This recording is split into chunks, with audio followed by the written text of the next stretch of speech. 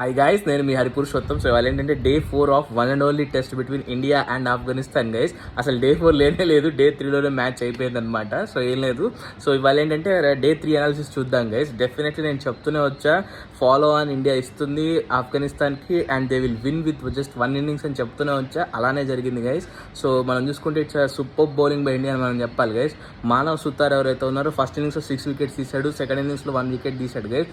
ఓవరాల్గా టెస్ట్ మ్యాచ్లో 7 wickets తీశాడు. Super bowling by Manav Sutar అని చెప్పాలి. తన యొక్క 5th wicket ఏదైతే ఉందో రహ్మద్ షా వికెట్ తీశాడు, అదైతే సూపర్ అని చెప్పాలి గైస్. అంటే అండర్నీత్ ద లెగ్స్ వెళ్ళి బౌల్డ్ అయ్యాడు. Super bowling by Manav Sutar అని చెప్పాలి. హీస్ అ వెరీ ప్రామిసింగ్ అయ్యే గైస్. నిజంగా నాకు చాలా చాలా బాగా నచ్చాడు. సో హీస్ సూపర్ అని చెప్పాలి guys. Coming to other players చూసుకుంటే వాషింగ్టన్ సుందర్ నిన్న 4 wickets తీశాడు. He also bowled really well అని చెప్పాలి. ఎందుకంటే మెయిన్ ఎవరైతే ప్లేయర్స్ ఉన్నారో వాళ్ళ వికెట్స్ తీయగలిగాడు. అండ్ ఆల్సో కుల్దీప్ యాదవ్ లాస్ట్లో 3 wickets తీయగలిగాడు guys. So super bowling by overall India అని మనం చెప్పాలి.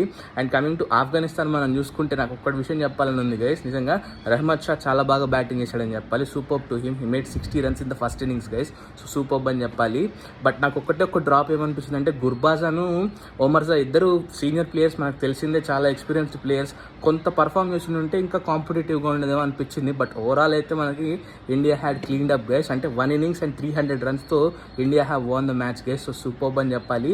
సో ఇంకా నెక్స్ట్ వన్ డే సిరీస్ ఉంది. సో వన్ డే సిరీస్లో కలుద్దాం guys. So that until then bye guys.